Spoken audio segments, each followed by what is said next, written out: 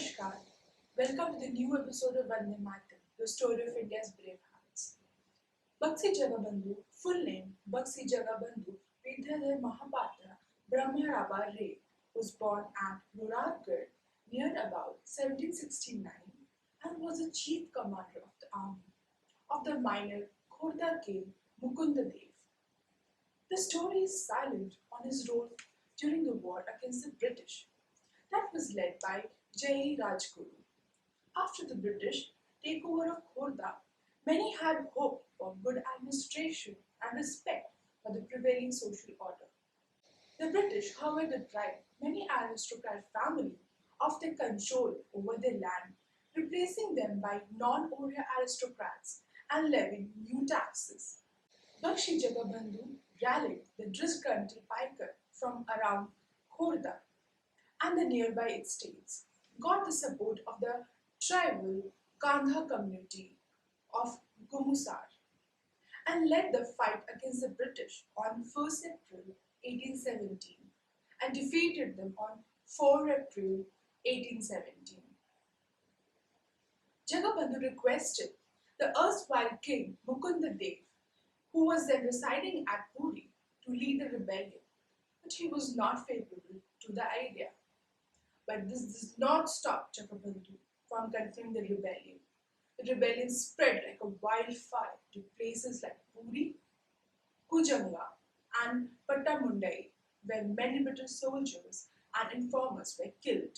The British, however, declared martial law and attacked the rebels on 15th April and defeated them.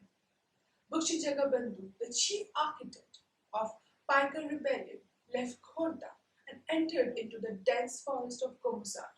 Later on, he went to his father-in-law's house at Shergarh and again hid himself in the deep jungle of Baud and Daspala. The British government proclaimed revolts to nab Buxi Jagabandhu, either dead or living. Major Rasij made contact with the king of Baud for arresting Buxi Jagabandhu, and hearing the news of preparation of his arrest, Buxi returned to the Gumusar jungle, leaving Baud territory immediately. Brigadier General Thomas, after receiving secret information of Buxi Jagabandhu's presence in a Kanda tribal village of Gumusar, made a sudden combing operation and cleared out the area, but failed in his attempt to arrest Buxi.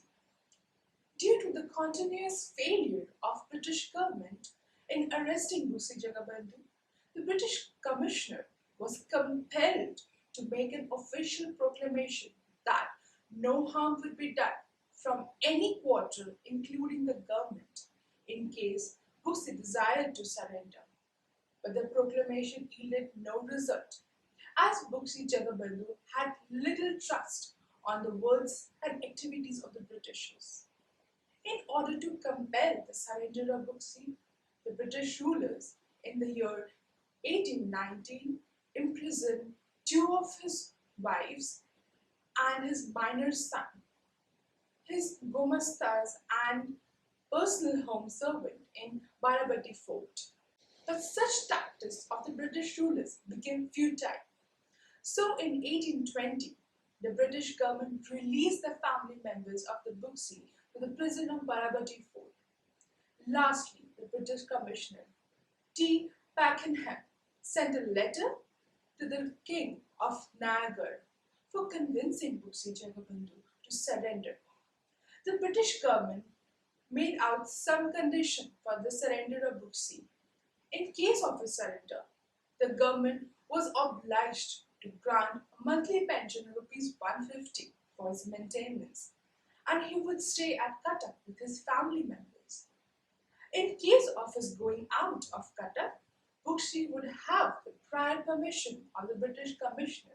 As there was nothing offending in the forced condition, the King of Nagar advised Buxi Jagabandhu to surrender himself before the British authority. On 25th May 1925, Buxi Jagabandhu surrendered himself before the British rulers and stayed at Cuttack along with his family members. On 24 January 1829, Buxi Jagabandhu left the mortal world for the heavenly abode, and after his demise, the monthly pension granted for his maintenance was cancelled as per the terms and conditions of the British government. This came the end of the First War of Independence led by Buxi Jagabandhu, who remained forever in the minds of every Oriya as an epitome of bravery and leadership. Thank you. Namaskar.